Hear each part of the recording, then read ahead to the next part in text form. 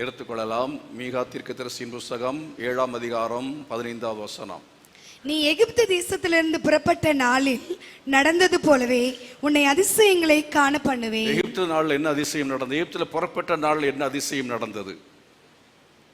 அன்றைக்கு புறப்பட்ட நாளிலே அவர்கள் செங்கடல் அண்டையிலே வந்து நின்றார்கள். நிற்கும் பொழுது பின்னாலே சத்துரு, முன்னாலே செங்கடல். போகிறதற்கு வழி தெரியவில்லை, வழி இல்லை. வழி தெரியவில்லை என்கிறதை விட வழி இல்லை. அந்த சூழ்நிலையில ஜனங்கள் எல்லாரும் முறுமுறுக்கிறார்கள். ஜனங்கள் எல்லாரும் சொல்லுகிறார்கள், எங்களுக்கு எகிப்திலே பிரேத குழி இல்லை என்றா இங்கே கொண்டு வந்தீர் என்று மோசையை பார்த்து பேசுகிறதை நம்ம பார்க்கிறோம். மோசே என்ன செய்வது என்று தெரியாதபடி ஆண்டுடைய சமூகத்தில் போய் அவன் விழுகிறான். தேவ சமூகத்தில் அவன் முகங்கு புறப்பட ஆண்டுடைய சமூகத்தில் போய் அவன் ஜெபிக்கும் பொழுது கர்த்தர் சொன்னார், நீ போ, உன் கையில் இருக்கிற கோலை என்ன செய், நீ சமுத்திரத்துக்கு நேராக நீட்டு என்று சொன்னார். அப்படியே அவன் என்ன செய்தான்? கோலை நீட்டினான். கோல் நீட்டப்பட்ட உடனே செங்கடல் என்ன செய்தது? ரெண்டாக பிளந்தது. ஆண்டவர் சில சமயத்தில் நெருக்கடியான சூழ்நிலைகளிலே அவர் ரொம்ப சாதாரணமாக ஏதோ ஒன்று சொல்லுவார். முன்னாலேயும் போக முடியவில்லை, பின்னாலேயும் போக முடியவில்லை. பின்னாலே எகிப்தின் சேனை, முன்னாலே கடல். இப்பொழுது ஆண்டவரை என்ன செய்யட்டும்னு கேட்டா கர்த்தர் என்ன சொல்கிறார் பாருங்க, நீ கையில் இருக்கிற கோலை என்ன செய், நீட்டு. ஆண்டவருடைய ஆலோசனைகள் எல்லாம் ரொம்ப சில சமயத்தில் நமக்கு புரிந்து கொள்ள முடியாதபடி இருக்கும். தேவன் நமக்கு மிக எளிதான காரியத்தை அவர் செய்யும்படி சொல்லுவார். பிரச்சனை பெரிதாக இருக்கும், ஆனால் அதை கர்த்தர் நம்மை கொண்டு எளிதான முறையிலே அதை நிவர்த்தி செய்யத்தக்கதாக நம்முடைய கையிலே ஆண்டவர் என்ன செய்வதற்கு வேண்டிய கிருபையை தருவார். கரங்களை வைத்து கர்த்தர் மகிமைப்படுதால் அல்லையா? ஆண்டவரை செய்திருக்கலாம் இல்லையா? கர்த்தர் என்ன செய்திருக்கலாம்? ஜெபம் பண்ண உடனே ஆண்டவர் சொல்லுங்க, நான் இந்த செங்கடலை ரெண்டாய் பிளக்கிறேன், நீங்கள் என்ன செய்யுங்கள், நடந்து போங்கள் என்று சொல்லி அவர்களுக்கு பதில் சொல்லி இருக்கலாம். ஆனால் கர்த்தர் அப்படி செய்யவில்லை. ஆண்டவர் நம்முடைய வாழ்க்கையிலே நமக்கு வருகிற பிரச்சனைகளிலே அவர் அற்புதத்தை அவர் செய்ய, அதிசயத்தை அவர் நமக்கு காண்பிக்க வேண்டும் என்று விரும்புகிறார். நம்முடைய தேவன் அதிசயத்தின் தேவன். அல்லேலூயா. அவர் அதிசயத்தின் தேவனாக இருக்கிறார். அவர் என்ன அவர் செய்கிறார் என்றால், நம்மை கொண்டே அவர் நம்மை உபயோகப்படுத்தி அவர் சந்தோஷப்படுகிறார். நம்மை உபயோகப்படுத்தி சந்தோஷப்படுகிறார். இப்போ மோசே என்ன சொல்லியிருப்பான்? நான் கோலை நீட்டி சமுத்திரத்தை பிளந்து விட்டேன் அப்படின்னு சொல்லியிருப்பான். நான் அப்படி சொல்லவில்லை. அவன் நம்மை போல அல்ல. அவன் நம்மை விட he was a man of maturity. அவன் மிகவும் பக்குவம் அடைந்தவன். நம்ம வாழ்க்கையிலேயும் ஆண்டவர் அநேக காரியங்கள் அவர் செய்வார், நம்மை கொண்டு அவர் செய்வார். ஆனால் அதனுடைய அந்த கிரெடிட், அதனுடைய என்ன சொல்லுவது, அதனுடைய புகழ்ச்சியை, மகிமையை நாம் எடுத்துக்கொள்ளக்கூடாது. நான் தான் அதை செய்தேன் என்று சொல்லக்கூடாது. ஆண்டவர் சொல்கிறார், என் நாமம் அதிசயம். அப்ப அந்த அதிசயமான நாமத்தை கொண்டு கர்த்தர் அதிசயங்களை செய்கிறார். அந்த அதிசயத்தை அவரே செய்ய முடியும். அநேக அதிசயங்களை அவர் செய்கிறார். ஆனாலும் கர்த்தர் நமக்கு அந்த நாமத்தை கொடுத்து, நம்மிடத்தில் நாமத்தை கொடுத்து நம் மூலமாக அதிசயங்களை அவர் செய்ய விரும்புகிறார். அதனால்தான் வேதத்தில் வாசிக்கிறோம், வியாதியஸ்தர் மேல் கைகளை வைப்பீர்கள், அப்பொழுது என் நாமத்தினாலே வியாதியஸ்தர் மேல், என் நாமத்தினாலே பிசாசுகளை துரத்துவீர்கள், என் நாமத்தினாலே வியாதியஸ்தர் மேல் கைகளை வைப்பீர்கள், அப்பொழுது நம்ம நாமத்தில் அல்ல, பாஸ்டர் நாமத்தில் அல்ல, இயேசுவின் நாமத்தில் நாம் கை வைத்து பிசாசை போ என்று சொல்லும் பொழுது பிசாசு பிடித்தவர்கள் விடுதலை பெறுவார்கள். அதே போல வியாதி உள்ளவர்கள் இயேசுவின் நாமத்தில் வியாதியே போ என்று சொன்னால் வியாதி போகும், போய் கொண்டிருக்கிறது. கர்த்தருக்கு ஸ்தோத்திரம். கையை வைத்து ரொம்ப நேரம் அதிக நேரம் அழுத்தி அசைத்து எல்லாம் ஜெபம் பண்ண வேண்டும் என்ற அவசியமே இல்லை. அறையில் ஜெபம் பண்ணா அரங்கத்தில் என்ன செய்தா போதும், கையை நீட்டினா போதும், கரங்களை வைத்து கர்த்தரை மகிமைப்படுத்துவோம். அறையில் ஜெபம் பண்ணா மேடையில் கர்த்தர் அற்புதங்களை செய்வார். அதெல்லாம் என்னதான் கையை நீட்டினாலும் அற்புதம் நடக்கவே நடக்காது. அப்படி நாமத்தில் பிசாசுகள் துரத்தப்படும் பொழுது, வியாதிகள் சுஸ்தமடையும் பொழுது ஆண்டவர் சொன்னார், சீசர்களை பார்த்து சொன்னார், அதாவது உங்களுடைய நாமங்கள், உங்களுடைய பெயர்கள் பரலோகத்தில் எழுதப்பட்டிருக்கிறதுக்காக என்ன செய்யுங்கள், சந்தோஷப்படுங்கள். பிசாசுகள் துரத்தப்படுவதற்காக நீங்கள் என்ன செய்ய வேண்டாம், சந்தோஷப்பட வேண்டாம் என்று சொன்னார். அருமையான விதமாய் பிசாசு துரத்தப்படுகிறது, வியாதி சுகமாகிறது என்னால் நடந்தது என்று ஒருபோது நாம் சொல்லாதபடிக்கு நாம் எச்சரிக்கையாக இருக்க கர்த்தர் உதவி செய்வாராக. ஆமென். அல்லேலூயா. We should never take the glory of God. நாம் ஒருபோதும் தேவனுடைய அந்த மகிமையை எடுத்துக்கொள்ளக்கூடாது. நாம் அந்த ஆண்டவர் என்ன சொல்கிறார் பாருங்கள், என் மகிமையை நான் ஒருவனுக்கும் கொடேன் என்று சொல்கிறதை பார்க்கிறோம். அவருடைய மகிமை வேறு யார் கொடுக்க மாட்டார். அப்படி தேவனுடைய மகிமையை நாம் எடுத்துக்கொள்வோம் என்றால் உடனே கர்த்தருடைய கோபம் நம்மேல் வரும். தேவன் நம்மை பலமாய் உடனே என்ன செய்வார், அவர் கரம் நம்மேல் வந்து நம்மை சில சமயத்தில் அழித்து போடும். மிக ஜாக்கிரதையா இருக்க வேண்டும். ஒருபோதும் கர்த்தர் அவர் செய்தார், கர்த்தர் செய்தார், கர்த்தர் செய்தார் என்று சொல்ல வேண்டும். ஆண்டவர் நம்மை கொண்டு செய்திருந்தாலும் நாம் என்ன செய்ய வேண்டும் என்றால் மிகவும் தாழ்மையோடு நாம் மறைந்து கொள்ள வேண்டியது அவசியமாக இருக்கிறது. 91ஆம் சங்கீதத்தில் என்ன படிக்கிறோம், உன்னதமானவரின் மறைவில் இருக்கிறவன் சர்வ வல்லவரின் நிழலில் தங்குவான். மறைந்திருக்க கற்றுக்கொள்ள வேண்டும். தீங்கு நாளில் அவருடைய கூடாரத்தில் மறைத்து ஒளித்து கண்மலையின் மேல் என்ன செய்வார், உயர்த்துவார். தீங்கு வருகிற சமயத்திலே அற்புதங்கள் நடக்கும் பொழுது, அதிசயங்கள் நடக்கும் பொழுது, ஒருவேளை நம்முடைய ஜெபத்தின் மூலமாய் நடந்திருக்கிற 40 நாட்கள் நான் ஜெபம் பண்ணினேன், ஆண்டவர் ஆகவே அற்புதத்தை செய்தார். இல்லை, அந்த 40 நாட்கள் நம்முடைய உபவாச ஜெபத்திற்கு மகிமையை கொடுத்து விடுகிறோம். நான் செய்தேன், என் ஜெபம், என் ஜெபத்தினாலே, என் பக்தியினாலே என்னால் இது நடந்தது. இது ஒருபோதும் சொல்லாதபடிக்கு கர்த்தர் நம்மை காத்துக் கொள்வாராக. கரங்களை வைத்து கர்த்தர் மகிமைப்படுத்த. அல்லேலூயா. அருமையானவர்களே, நான் சொன்னேன் பாருங்கள், இங்கே இதற்கு தேவை இந்த மெச்சூரிட்டி, முதிர்ச்சி.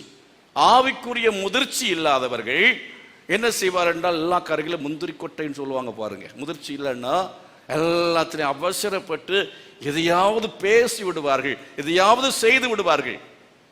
இந்த நிலைமைக்கு இந்த மோசே இவன் பக்குவப்பட்டவனாக மாற காரணம் என்ன என்பதை கவனிக்கும் பொழுது, அவன் 40 ஆண்டுகள் பார்வோனுடைய அரண்மனையிலே, அவன் கலாசாலையிலே, அவன் பலவிதமான பட்டங்களை படிப்புகளை முடித்து பட்டங்களை பெற்று அவன் மிகவும் திறமையுள்ளவனாக, அடுத்தது சிங்காசனத்திலே உட்கார்வதுதான் மிச்சம். அந்த எகிப்தின் ராஜாவாக வரக்கூடிய அந்த நிலைமையிலே பக்குவப்பட்டவன். அதாவது என்ன பக்குவம், உலக பிரகாரமான ஒரு பக்குவம் இருக்கிறது. 2 விதமான அறிவு அப்படின்னு கேள்விப்பட்டிருப்பீர்கள். என்னவென்றால், ஒன்று படிப்பறிவு, இன்னொன்று பட்டறிவு. கேள்விப்பட்டிருக்கிறீர்களா? படிப்பறிவு, இன்னொன்று பட்டறிவு.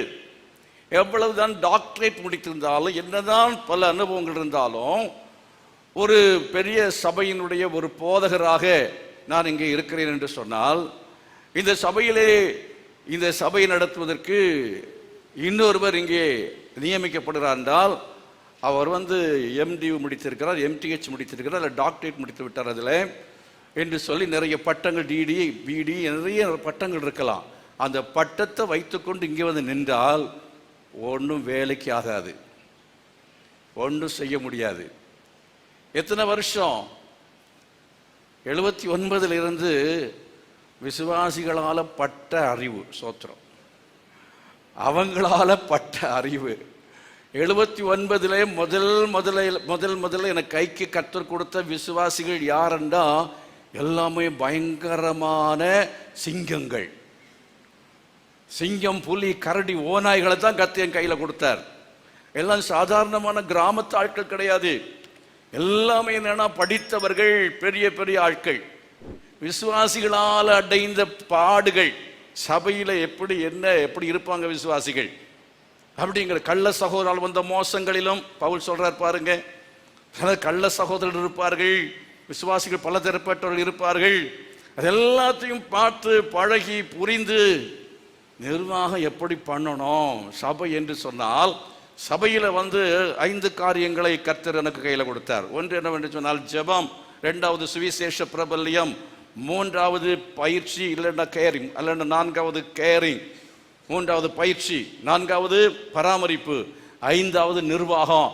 இந்த 5 காரியங்களும் சரியாக கற்று தேர்ந்த ஒருவர் தான் ஒரு சபையை நன்றாக நடத்த முடியும். கரங்களை வைத்து கர்த்தரை மகிமைப்படுத்துவோம். அதனால நல்ல விதமாக உலக அறிவு இருக்க வேண்டும், ஜெனரல் நாலேஜ் இருக்கணும். அதே போல படிப்பறிவு இருந்தால் அது ரொம்ப ரொம்ப விசேஷம். படிப்பறிவு இருப்பது என்ன ரொம்ப நல்லது. பவுல் அப்போஸ்தலனை நீங்கள் பார்ப்பீர்கள் என்றால், பவுல் அப்போஸ்தலன் சாதாரணமான ஆள் அல்ல. அவனுடைய அந்த அறிவை, உலக பிரகாரமான அவனுடைய படிப்பறிவை கமாலியலின் பாதத்தில் கற்றுக்கொண்டவன், பெரிய கல்விமான். ஆனா பேதுருவுடைய நிருபத்திற்கும் இந்த பவுலுடைய நிருபத்திற்கும் ஒரு பெரிய வித்தியாசத்தை நீங்கள் காண முடியும். பவுலுடைய நிருபம் எல்லாம் தத்துவங்கள் நிரம்பியது. நான் சிறு வயதிலிருந்தே வேதத்தை படிக்கிறேன். இந்த பவுலுடைய தத்துவம் எனக்கு இப்பொழுதுதான் கொஞ்சம் கொஞ்சம் புரிய ஆரம்பித்திருக்கிறது. சாக போற நேரத்தில் தான் பாருங்க, இவ்வளவு நாள் அதை விளங்கிக் கொள்ளவே முடியவில்லை. அப்படின்னா அவருடைய தப்பல்ல, என்னுடைய தவறு தான். எந்த அளவுக்கு நாம், அதுதான் பவுல் என்ன சொல்கிறார் பாருங்கள், எபிரேயர் நிருபத்தை காலத்தை பார்த்தால் போதகராய் இருக்க வேண்டிய நீங்கள் பாலை உண்ணத்தக்கவர்களானீர்கள், கேள்வியில் மந்தமாய் இருக்கிறீர்கள். பேச வேண்டும் என்றால் நிறைய பேசலாம். மெல்கிசேதேக்கை குறித்து பேசலாம் சொன்னவர் சொல்லாமலே நிறுத்திவிட்டார். இப்போ அவர் யார் என்று இப்போ நம்ம தேடிக்கொண்டிருக்கிறோம். தெரிந்தவரையிலையும் பதில் கொடுத்து கொண்டிருக்கிறேன். மெல்கிசேதேக்கு யார்? அவர் யார்? ஆண்டவராய் இயேசு கிறிஸ்துவுக்கு அடையாளம். ஆமென். அவர் வார்த்தையானவராக வெளிப்பட்டவர், கர்த்தருடைய தூதனான வெளிப்பட்டவர். அவர் தான் என்னவென்று சொன்னால் நித்தியமான பிரதான ஆசாரியர். கரங்களை விட்டு கர்த்தரை மகிமைப்படுத்துவோம். அவர் லேவியினுடைய முறையிலே வந்தவர் அல்ல, ஆரோனுடைய வழியிலே வந்தவர் அல்ல, நித்திய பிரதான ஆசாரியத்துவத்தை உடையவராக வந்தவர்.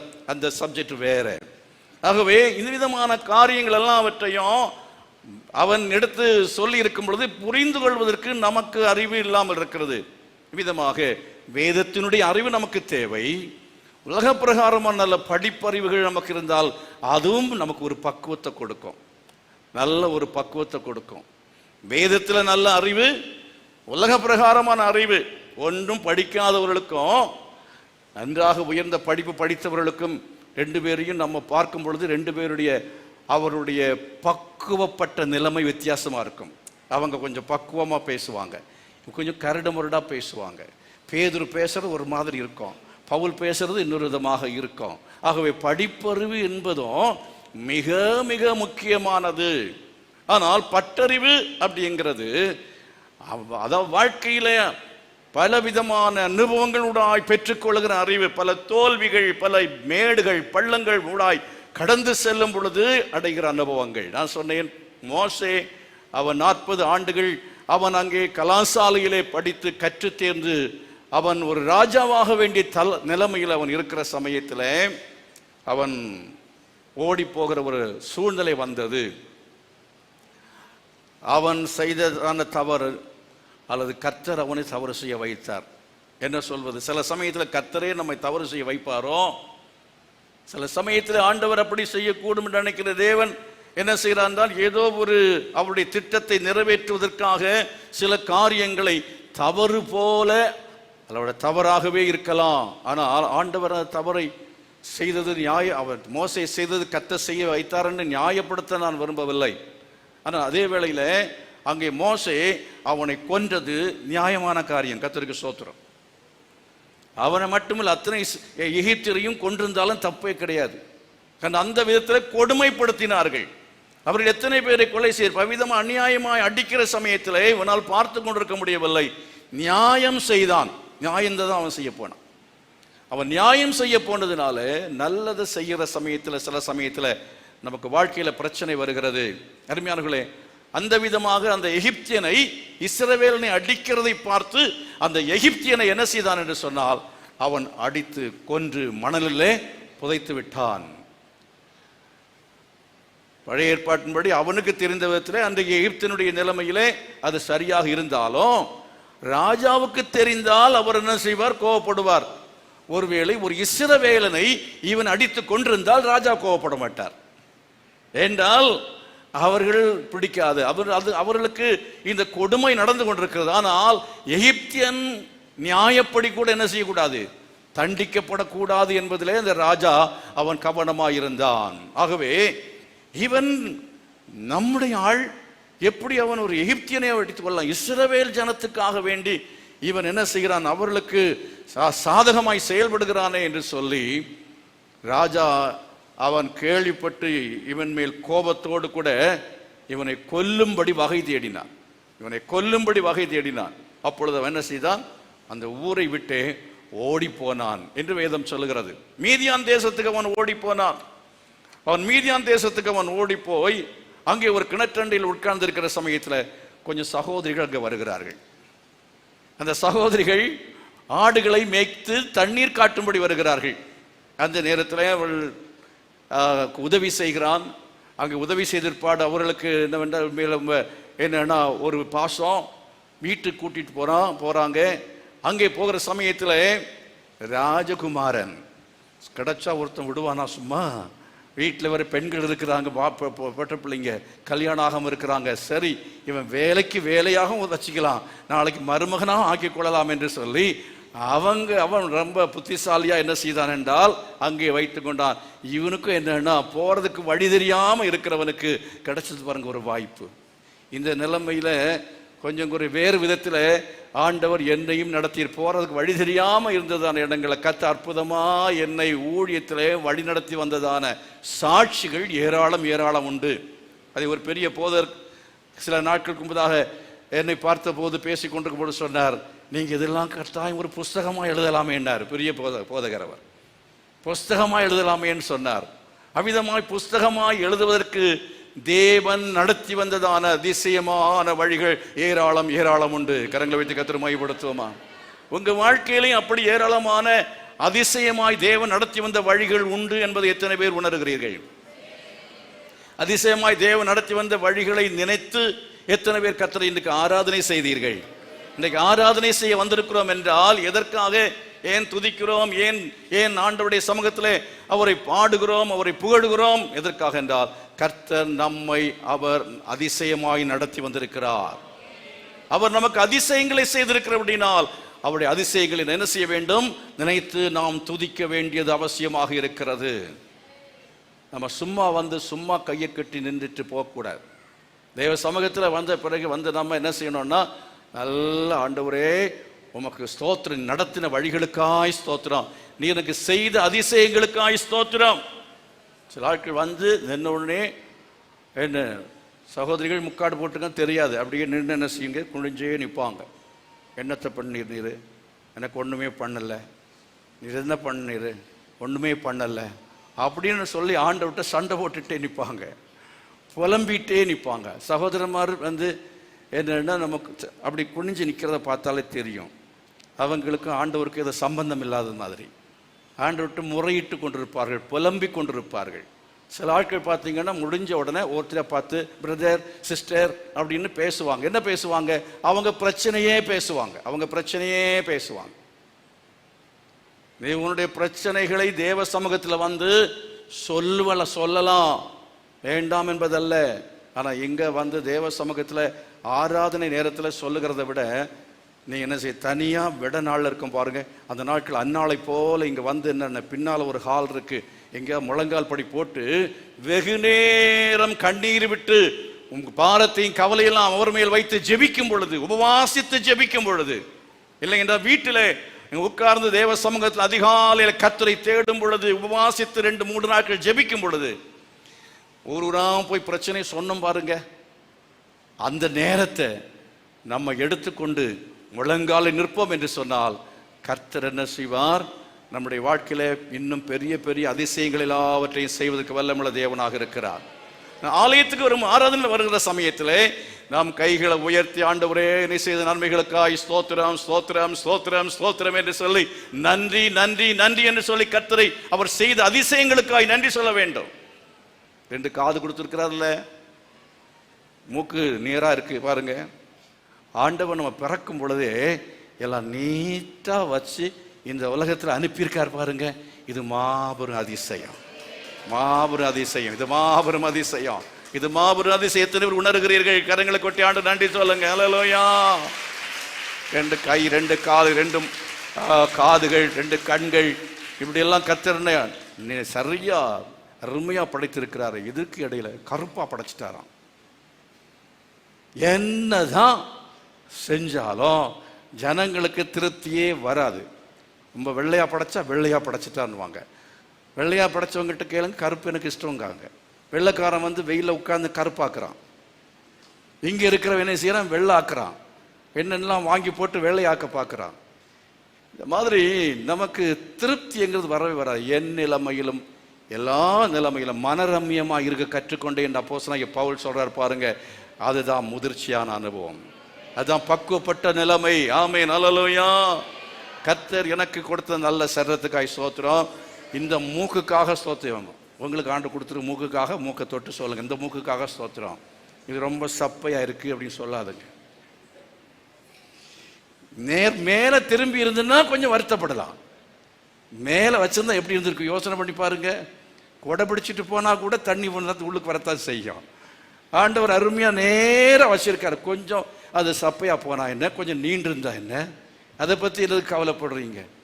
கொஞ்சம் முடி குறைஞ்சு போனா என்ன, ஆண்டவர் கையும் காலும் நல்லா கொடுத்து நேர்மையா அருமையா படைத்து வச்சிருக்கிறாரு. அவருடைய படைப்பின் அதிசயம். ஹல்லேலூயா. அருமையான விதமா நம்ம ஆண்டவருடைய சமூகத்தில் நமக்கு முதிர்ச்சி வரும்னா என்ன செய்வோம்?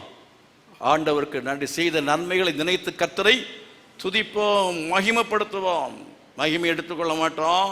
அது மாத்திரமல்ல, we will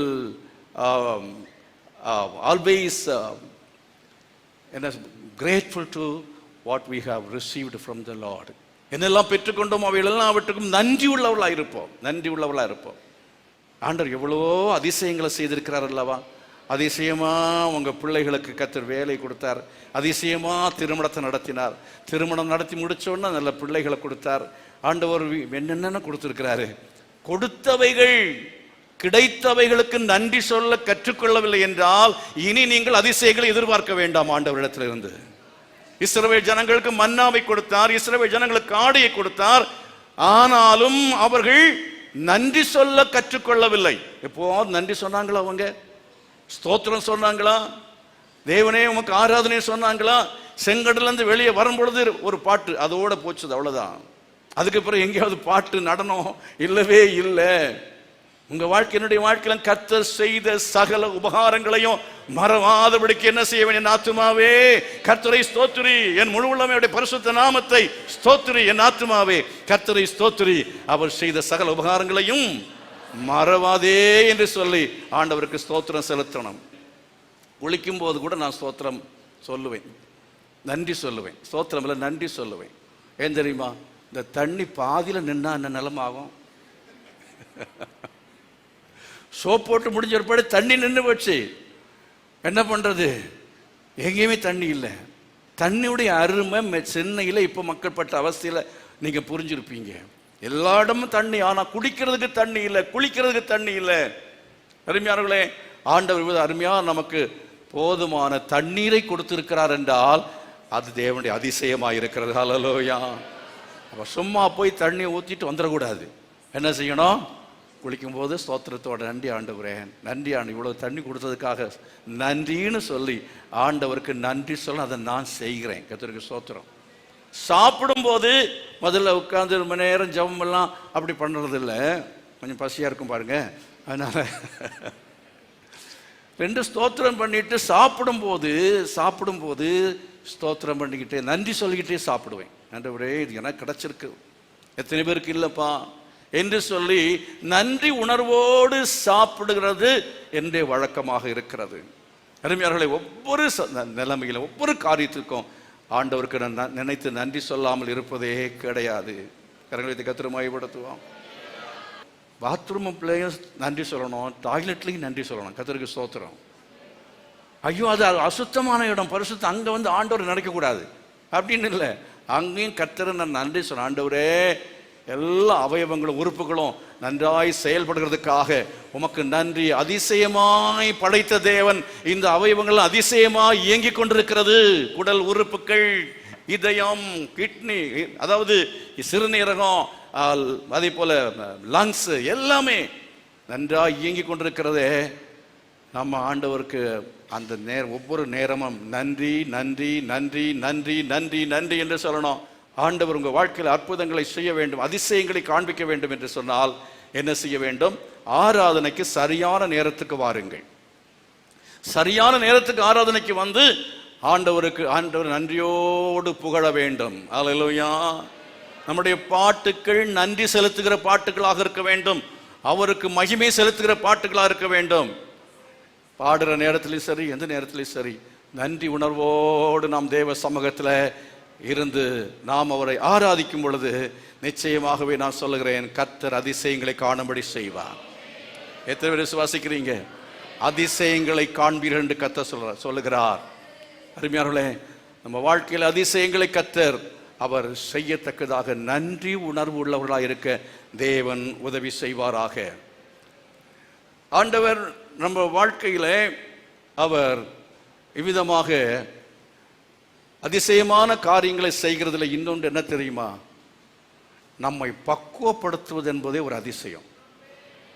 நம்மை பக்குவம் உள்ள மனுஷர்களாக மாற்றுவது என்பதை நான் சொன்ன பட்டறிவுன்னு சொன்ன பாருங்க. அந்த வழியாய் கொண்டு போகிறாரே, மரண பள்ளத்தாக்கில் ஊடாய் நடந்தாலும் பொல்லாப்புக்கு என்ன செய்ய மாட்டேன், பயப்பட மாட்டேன். மரண பள்ளத்தாக்கினூடாய் கடந்து செல்ல வேண்டியது வரும். கர்த்தர் என்ன சொல்ல, அக்னியினூடாய் நடக்கும் பொழுது நீ என்ன செய்ய மாட்டாய், வேகாதிருப்பாய் என்று சொல்லுகிறார். அக்னியினூடாய் நடக்கும் பொழுது நீ வேக மாட்டாய், நான் உன்னோடு கூட என்ன செய்வேன், இருப்பேன் என்று கர்த்தர் சொல்லுகிறதை பார்க்கிறோம். நாம் தனியாக அல்ல. நீங்கள் போகிற ஒவ்வொரு பாதையிலையும் இந்த இடத்துல நிற்கிறதுக்கு முன்னால நீங்கள் ஒவ்வொருத்தரும் என்னென்ன பாதைகள்லாம் கடந்து போனீர்களோ அந்த பாதைகள்லாம் கடந்து வந்தவன் நான். வியாதி படுக்கைகள், வறுமை, உணவில்லாமை, உடையில்லாமை, நல்ல வாகனம் இல்லாமை, தங்குவதற்கு நல்ல வீடு இல்லாமை, இன்னும் எத்தனையோ பேருடைய நிந்தைகள், எத்தனையோ பேருடைய பிரச்சனைகள், எத்தனையோ போராட்டங்கள். ஊழியம் செய்ய வேண்டுமா, தூக்கி எறிந்து விட்டு எங்கேயே போய்விடலாம் அப்படின்னு நினைத்த சந்தர்ப்பங்கள் எல்லாம் நெருக்கத்தின் மேல் நெருக்கங்களை அடைந்ததான காலங்கள் உண்டு. தாவீது சும்மா ராஜாவாக முடியவில்லை. யோசேப்பு தானாகவே சும்மாவாகவே அவன் அதிபதியாக முடியவில்லை. அதே போல மோசே. அருமையானவருடைய நம்முடைய வாழ்க்கையிலே நாம் உடைக்கப்படுகிற அனுபவத்துக்குள் கடந்து செல்லுகிறோம் என்றால் ஒன்றை புரிந்து கொள்ளுங்கள், கர்த்தர் நமக்கு பெரிய அதிசயத்தை செய்ய போகிறார். ஆமென். கர்த்தர் நமக்கு பெரிய அதிசயத்தை செய்ய போகிறார் என்கிறதை விட நம்மை கொண்டு கர்த்தர் பெரிய அதிசயங்களை செய்ய போகிறார். அல்லேலூயா. நம்மை கொண்டு கர்த்தர் பெரிய அதிசயங்களை செய்ய போகிறார். மோசேக்கு எவ்வளவு அதிசயத்தை செய்தார் அப்படிங்கிறத விட மோசையை கொண்டு கர்த்தர் அநேக ஜனங்கள் அதிசயங்களை காணும்படி கர்த்தர் கிருபை செய்தார். கோலை நீட்டின உடனே செங்கடல் என்ன செய்தது, பிளந்தது என்று சொல்லும் பொழுது அவனுடைய வாழ்க்கையில கர்த்தர் அவனை ஏற்றுக்கொண்டு அவனை அங்கீகரித்து அவனை என்ன செய்தார் சொன்னால் அவருடைய ராஜாவாக நியமிப்பதற்கு அவனை பக்குவப்படுத்தி விட்டார். எகிப்தின் ராஜாவாக மாறுவதற்கு 40 வருஷம் போதும், அங்கே கலாசாலையில் படித்தால் போதும். ஆனால் தேவனுடைய ஜனங்களை, இஸ்ரவேல் ஜனங்களை நடத்தும் ஒரு தலைவனாக, ஒரு ஆவிக்குரிய தலைவனாக அவனை கொண்டு அற்புதங்கள் செய்ய வேண்டும், அவனை கொண்டு அடையாளங்கள் செய்ய வேண்டும், அவனை கொண்டு கர்த்தர் ஒரு பெரிய கூட்டத்தை என்ன செய்ய வேண்டும், நடத்தி கானானிலே சேர்க்க வேண்டும் என்பதற்காக கர்த்தர் மறுபடியும் 40 ஆண்டுகள் அவனை வனாந்தரத்திலே, மீதியான் தேசத்திலே வனாந்தரத்திலே ஆடுகளை மேய்க்கிற அந்த தொழிலை அவன் கையில கொடுத்தார். 40 ஆண்டுகள் அவன் ஆடுகளை என்ன செய்தான், மேய்த்து கொண்டிருக்கிறான். அருமையானவர்களே, அப்படி ஆடுகளை மேய்த்து கொண்டிருக்கிற ஒரு நாளிலே வேதம் சொல்லுகிறது, அவன் என்ன செய்கிறான். யாத்திராகமத்தின் புஸ்தகம் 3ஆம் அதிகாரம் 2வது வசனத்தில் வாசித்து பாருங்கள். அவன் ஆடுகளை மேய்த்து கொண்டு வரும் பொழுது ஒரு தரிசனத்தை பார்க்கிறான். வாசியுங்கள். அங்கே கர்த்தருடைய தூதனானவர், அப்பொழுது கர்த்தருடைய தூதனானவர் ஒரு முட்செடியின் நடுவில் ஒரு முட்செடியின் நடுவில் உண்டான அக்கினி ஜுவாலையிலே நின்று அவனுக்கு தரிசனமானார். அவனுக்கு தரிசனமானார். அக்கினி ஜுவாலையிலே நின்று தரிசனமாகிறார். சில சமயத்தில் ஆண்டவர் அக்கினியாத்தான் நமக்கு தெரிவார். சில சமயத்தில் அவங்க வீட்டில் போகும்போது மனைவி எப்படி தெரிவாள்? பட்சிக்கிற அக்கினியா தெரிவான். அப்படியா? அப்படி இல்லை யாரும். அப்படி யாருக்கா தெரிகிறாங்களா? கை உயர்த்த மாட்டீங்க. சாப்பாடு மத்தியானம் கிடைக்காது. எத்தனை சகோதரி சொல்றீங்க, என் புருஷன் வீட்டுக்கு வந்தாலே எப்படி இருக்கிறாரு? அக்கினியாத்தான் தெரிகிறாரு. பட்சிக்கிறது மாதிரி தான் வருவார்.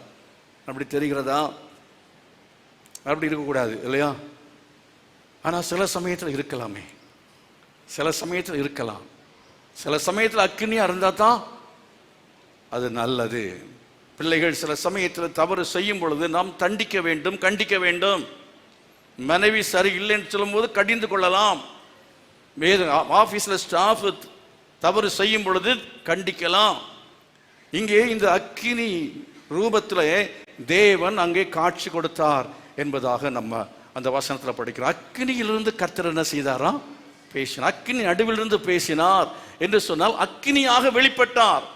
தேவனுடைய வெளிப்பாடு, தேவனுடைய the manifestation of God, தேவன் எப்படியெல்லாம் வெளிப்படுகிறார் என்பதை பற்றி வேதத்தில் பார்க்கும் பொழுது வார்த்தையாக வெளிப்படுகிறார், கர்த்தருடைய தூதனானவராக வெளிப்படுகிறார், அக்கினியாக வெளிப்படுகிறார். இன்னும் கடைசியில் பார்த்தால் மாம்சத்திலே வெளிப்பட்டார். கரங்களை வைத்து கர்த்தருமாய் விடலலோயா. ஆகவே மாம்சத்திலே இருக்கிற 2 கண்கள், ஒரு மூக்கு, 2 காதுகள், இதை பார்த்து கொண்டு இவர்தான் தேவன் என்று நினைத்து விடக்கூடாது. இதுதான் கடவுள் என்று நினைத்து ஒரு போட்டோவை என்ன செய்து விடக்கூடாது, உருவாக்கி அங்கே வைத்து நீங்கள் ஆராதனை செய்து விடக்கூடாது. தேவன் அப்படி இல்லவே இல்லை. தேவன் எப்படி இருக்கிறார் என்கிறதை உங்களுக்கு காண்பித்து தருகிறேன். ஏசாயா தீர்க்கதரிசியின் புஸ்தகத்தில் ஒரு எசேக்கியேல் தீர்க்கதரிசியின் புஸ்தகத்தில் ஒரு வசனத்தை வாசிக்கலாம். எசேக்கியேல் தீர்க்கதரிசியின் புஸ்தகத்தில் 1ஆம் அதிகாரத்தில் 1ஆம் அதிகாரம் 26வது வசனம். எசேக்கியேல் 1:26. அவைகளின் தலைக்கு மேலுள்ள 25லிருந்து படிங்க. அவைகள் நின்று தங்கள் செட்டைகளை தளர விட்டிருக்கையில், இது எதை குறித்து சொல்லப்பட்ட சேனைகள், அதாவது தேவ தூதர்கள், கேருபீன்கள் தங்கள் செட்டைகளை தளர விட்டிருக்கையில் அவைகளுடைய தலைகளுக்கு மேலான மேலிருந்து மண்டலம் அப்படிங்கிறது வான்வெளி. ஆங்கிலத்தை பைபிள்ல படித்தீங்கன்னா இருக்கு, வான்வெளி, தி ஸ்பேஸ். தூதர்கள் நின்று பாடு, அதாவது அங்கே தளர விட்டு கொண்டிருக்கிறார்கள், அங்கே நின்று கொண்டிருக்கிறார்கள். அதற்கு மேலே வான்வெளி, இந்த ஸ்பேஸ் இல்லைன்னா அண்டத்துல, பேர் அண்டத்தில் என்ன சத்தம் பிறந்தது. அங்கிருந்து ஒரு சத்தம் பிறந்தது. பேரண்டத்திலிருந்து சத்தம் பிறந்தது. அவைகளின் தலைகளுக்கு மேலுள்ள அந்த மண்டலத்தின் மீதில் நீல ரத்தினம் போல விளங்கும் ஒரு சிங்காசனத்தின் சாயலும், அந்த சிங்காசனம் அல்ல, சிங்காசனத்தின் சாயல். நல்ல கவனிக்கணும். சாயலும் சாயலின் மேல் மனுஷ சாயலுக்கு ஒத்த ஒரு சாயலும் இருந்தது. அந்த மனுஷ சாயலுக்கு ஒத்ததாக அங்கே தெரிந்தவர் அவர் அக்கினியாக மாத்திரமல்ல, அவர் மனுஷனா ரூபமாகவும் எடுப்பதற்கு, தன்னை வெளிப்படுத்துவதற்கு அவரால் முடிந்தது. கரங்களை வைத்து கர்த்தரை மகிமைப்படுத்துவார்.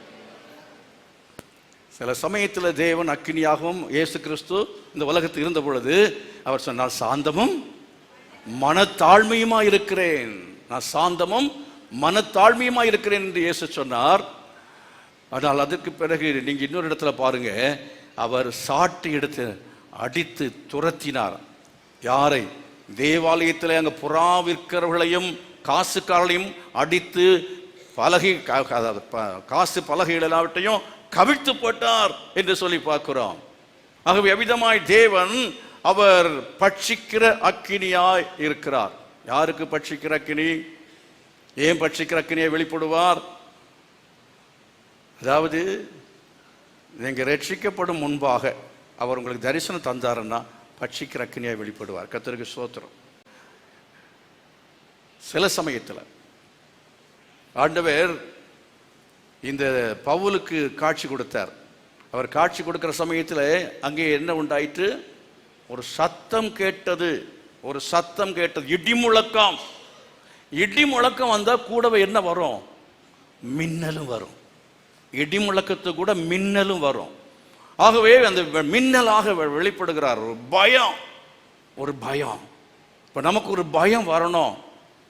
முள்ளில் உதைக்கிறது உனக்கு என்ன நினைச்சிட்டு இருக்க? நீயே சும்மா இஷ்டத்துக்கு நீ பண்ணுவியா அப்படின்னு கேட்கறது போல அவங்ககிட்ட கேட்கிறார். யார்கிட்ட கேட்கிறார்?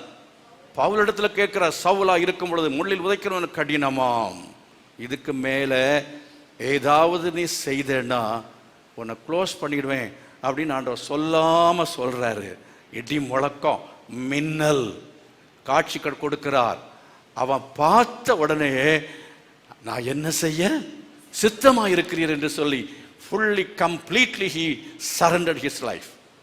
முழுமையாய் தன்னுடைய வாழ்க்கையை கர்த்தருக்கு ஒப்பு கொடுத்து விட்டான். அருமையானவர்களே, எப்பொழுதெல்லாம் கர்த்தர் உங்களை அக்கினியிலே காட்சி கொடுக்கிறாரோ, எப்பொழுதெல்லாம் ஒரு எச்சரிப்பை உங்களுக்கு கர்த்தர் கொடுக்கிறாரோ, எச்சரிப்பின் தேவனாய் வெளிப்படுகிறாரோ, அப்பொழுதெல்லாம் என்ன செய்ய வேண்டும் என்றால் நீங்கள் உடனே கர்த்தருடைய சமூகத்திலே உங்களை அர்ப்பணிப்பதற்கு ஆயத்தமாக இருக்க வேண்டியது அவசியமாக இருக்கிறது.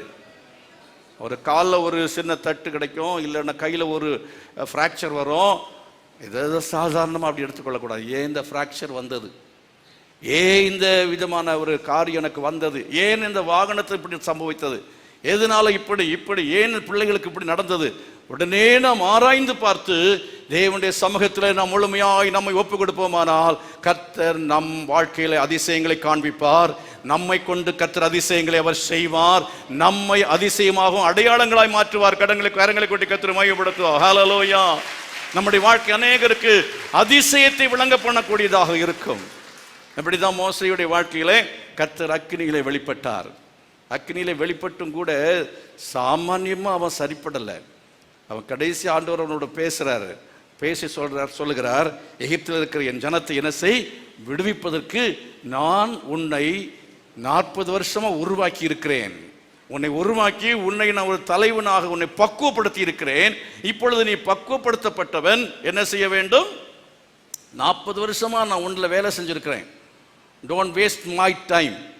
என்னுடைய வேலையை நீ வேஸ்ட் பண்ணிடாத, என்னுடைய கிரியை நஷ்டப்படுத்தி விடாதே என்று கர்த்தர் சொல்லாம சொல்லுகிறார். அவன் சொன்னான், வேற யாரையா பார்த்துக்கொள்ளும், வேண்டாம் விட்டுரும் அப்படின்னு கேட்டான். கர்த்தர் கடும் கோபம் கொண்டார் என்று நீங்கள் அங்கே என்ன செய்ய முடியும்? வாசிக்க முடியும். கடும் கோபம் கொண்டார் என்று வேதத்தில் நீங்கள் வாசிக்க முடியும். அதுக்கு பிறகு அவன் தன்னை ஒப்பு கொடுத்து கர்த்தருடைய ஊழியத்துக்கு வந்தான். அருமையானவர்களே, நம்முடைய வாழ்க்கையில கர்த்தர் நம்மை கொண்டு, அவர் இஸ்ரவேல் ஜனங்களுக்கு அவனை ஆண்டவர் ஒரு தலைவனாக வைத்து அவனை கொண்டு அதிசயங்களை செய்தார், அற்புதங்களை செய்தார். இஸ்ரவேல் ஜனங்கள் அதிசயங்களை கண்டார்கள். உங்களை கொண்டு, தகப்பனை கொண்டு, தாயை கொண்டு, பிள்ளைகளை உங்களை கொண்டு, விசுவாசிகளை உங்களை கொண்டு சமுதாயம் அதிசயங்களை காண வேண்டும். எத்தனை பேர் கைகளை வைத்து தேவனுக்கு ஒப்பு கொடுக்க விரும்புகிறேன்? ஆண்டவர், என்னை கொண்டு அதிசயங்கள் காணப்பட வேண்டும், என் குடும்பத்தில் அதிசயங்கள் நடக்க வேண்டும், என் பிள்ளைகளுடைய வாழ்க்கையில் என்னை கொண்டு அதிசயங்கள் நடக்க வேண்டும், இந்த சபையில என்னை கொண்டு அதிசயங்கள் நடக்க வேண்டும், உறவினர்கள் மத்தியிலே என்னை கொண்டு அதிசயங்கள் நடக்க வேண்டும், என் மூலமா அதிசயங்களை ஜனங்கள் காண வேண்டும் என்று சொல்லி தேவ சமூகத்தில் கேளுங்கள். எல்லா தேவ சமூகத்தை பற்றி எழுப்பி நின்று ஆண்டவரை நோக்கி கேளுங்க. ஆண்டவரே, என்னை அப்படிப்பட்ட ஒரு முதிர்ச்சி உள்ளவனாக மாற்றுவீராக, என்னை பக்குவம் உள்ளவனாய் மாற்றுவீராக. ஓ ஹல்லேலூயா. பக்குவம் உள்ளவனாய் மாற்றுவதற்கு, நாம் பக்குவம் உள்ளவனாய் மாறுவதற்கு எல்லாம் கைகளை உயர்த்தி ஒப்பு கொடுங்க.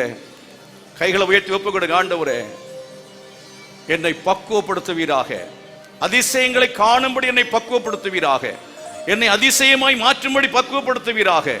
ஆண்டவரே, நான் அநேகருக்கு அதிசயங்களை செய்யும்படியாய், என்னை கொண்டு அதிசயங்கள் செய்யப்படும்படியாய், செங்கடல்கள் பிளந்ததை போல, ஓ ஹல்லேலூயா, கண்மலைகள் பிளந்தது போல, தண்ணீர் அன்றைக்கு சுரந்து வந்தது போல, இன்றைக்கும் அநேகருடைய வாழ்க்கையில தேவைகள் சந்திக்கப்படத்தக்கதாய் கர்த்தர் உங்களை அதிசயங்களை காணப்படும்படியாய், விளங்க பண்ணும்படியாய் உங்களை தேவன் பயன்படுத்த வேண்டும் என்று விரும்புகிறார். எத்தனை ஒப்பு கொடுக்க விரும்புறீங்க?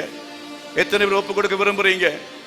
கரங்களை வைத்து சொல்லுங்க. ஆண்டவரே, என்னை பயன்படுத்துங்கப்பா, என்னை அதிசயமாய் மாற்றுங்க, என்னை கொண்டு அதிசயங்களை செய்யணும், என்னை கொண்டு அற்புதங்களை செய்யணும். யாரெல்லாம் கரைக்கடை உயர்த்தி இருக்கிறீங்களோ, நீங்கள் உயர்த்தி இருப்பது எதற்கு தெரியுமா? கர்த்தர் உங்களை அவர் எடுத்து பயன்படுத்த வேண்டும் என்றால், உங்களை ஆண்டவர் பக்குவப்படுத்த வேண்டும் என்றால், உங்களை ஆவிக்குரிய நிலைமையிலே முதிர்ச்சி உள்ளவளாய் மாற்ற வேண்டும் என்றால், அவருடைய ஒரு பாத்திரமாய் மாற்ற வேண்டும் என்றால், அவருடைய ஒரு கருவியாய் மாற்ற வேண்டும் என்றால், அவர் உங்களை உருவாக்கும்படியாக ஒப்பு கொடுக்கிறீர்கள். கைகளை வச்சு என்ன உருவாக்குங்கப்பா, என்ன உருவாக்குங்க. அவன் 40 வருஷமாய் வனாந்திரத்தில் அவன் உருவாக்கப்பட்டது போல எனக்கு 4 வருடமா இல்லை ஆண்டவரே அதுக்கு மேலாக வைத்திருக்கிறேன், எனக்கு தெரியவில்லை. எவ்வளவு கர்த்தாவை சீக்கிரமாய் ஆண்டவரே நான் உருவாக்கப்படுதலுக்கு ஒப்பு கொடுக்க முடியுமோ அவ்வளவா என் பாடுகள் மத்தியிலே, என் கஷ்டத்தின் மத்தியிலே, என் உபத்திரவத்தின் மத்தியிலே, இல்லாமையிலே, வெறுமையிலே நான் முறுமுறுக்க கூடாது, நான் சோர்ந்து போகக்கூடாது, அதைரியப்பட்டு போகக்கூடாது, அவிசுவாசப்படக்கூடாது, சந்தேகப்படக்கூடாது. நான் உம்முடைய அதிசயங்களை நினைத்து உம்மை துதிக்க வேண்டும், ஸ்தோத்திரம் பண்ண வேண்டும், உம்மை மகிமைப்படுத்த வேண்டும். ஆண்டவரே விசுவாச வார்த்தைகளை நான் சொல்லத்தக்கதாக எனக்கு உதவி செய்யும் என்று சொல்லி கேளுங்க. விசுவாச வார்த்தையை நான் சொல்லணும் ஆண்டவரே. ஓ எதிர்மாறான வார்த்தையை நான் சொல்லக்கூடாது. ஒருபோதும் ஆண்டவரே நான் புலம்பிக் கொண்டிருக்க கூடாது. ஆண்டவரே நான் எப்போது நன்றியோடு உம்மை துதிக்கத்தக்கதாக என்னை ஒப்புக் கொடுக்கிறேன். எத்தனை பாடுகள் வந்தாலும், எத்தனை உபத்திரவங்கள் வந்தாலும், மரண பள்ளத்தாக்கள் வந்தாலும், அதனுடன் நடக்கிற சமயத்தில் தேவரீர் என்னோடு கூட இருக்கிறீர். உமது கோல் உமது தடியும் என்னை தேற்று. அக்கினி என்மேல் வந்தால் ஆண்டவர் என்னை வெந்து போவதில்லை, அழிந்து போவதில்லை. அந்த முச்செடி அழிந்து போகாதபடி, அவிந்து போகாதபடி இருக்கத்தக்கதாய் கர்த்தர் முச்செடியோடு கூட இருந்தது போல உன் வாழ்க்கை தகுதி இல்லாமல் இருந்தாலோ கர்த்தர் உன்னை தகுதி உள்ளவனாக மாற்றுகிறார். ஆமென், ஹல்லேலூயா. உன்னை முதிர்ச்சி உள்ளவனாய் மாற்றும்படி கர்த்தர் நீ அழிந்து போகாதபடிக்கு உன்னை காக்கும்படிக்கா அவர் உன்னோடு கூட இருந்திருக்கிறார்.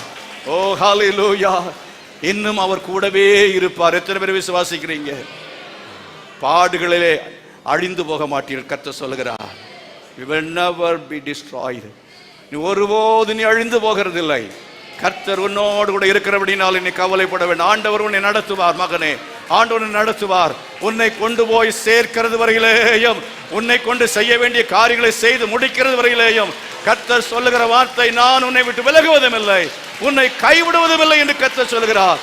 உன் குடும்பத்தில் செய்ய வேண்டிய வேலைகளை அவர் செய்து முடிக்கிறது வரையிலேயும் ஆண்டவர் உன்னை விட்டு விலக மாட்டார், உன்னை கைவிட மாட்டார். இந்த சபையிலே உன்னை கொண்டு செய்து முடிக்க வேண்டிய வேலைகளை செய்து முடிக்கிறது வரையிலேயும் அவர் உன்னை விட்டு விலக மாட்டார், அவர் உன்னை கைவிடவே மாட்டார். நல்ல கரங்களை கொட்டி ஆண்டவர் நன்றி செலுத்துங்கள். ஹல்லேலூயா.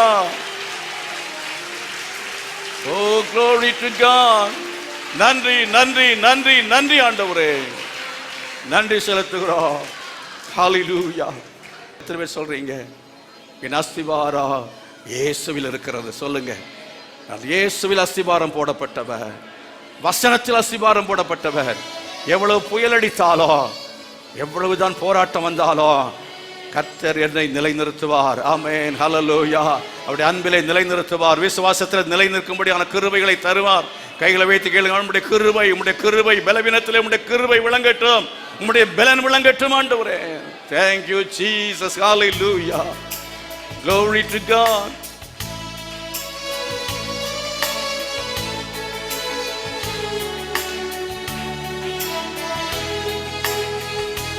எல்லாம் சேர்ந்து சத்தமாய் பாட போகிறோம்.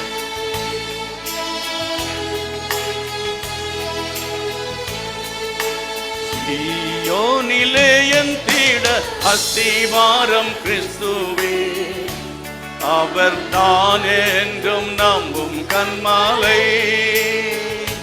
இயேசு நான் என்றும் நம்பும்.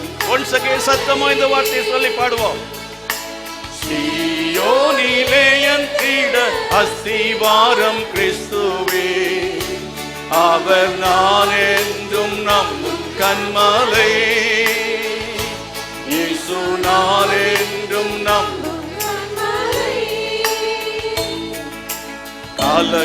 கலங்கிடுவேனோ பதறிடுவேனோ, கர்த்தரில் விசுவாசம் நீரும் கையிலே. கலங்கிடுவேனோ பதறிடுவேனோ, கர்த்தரில் விசுவாசம் நீரும் கையிலே. அசையாயின் நம்பிக்கை நங்கூரமே, இயேசுவில் மாத்திரமே. அசையாயின் நம்பிக்கை நங்கூரமே, இயேசுவில் மாத்திரமே. சீயோனிலே எந்திட அஸ்திவாரம் கிறிஸ்துவே, அவர் நான் என்றும் நம்பும் கண் கண்மலை.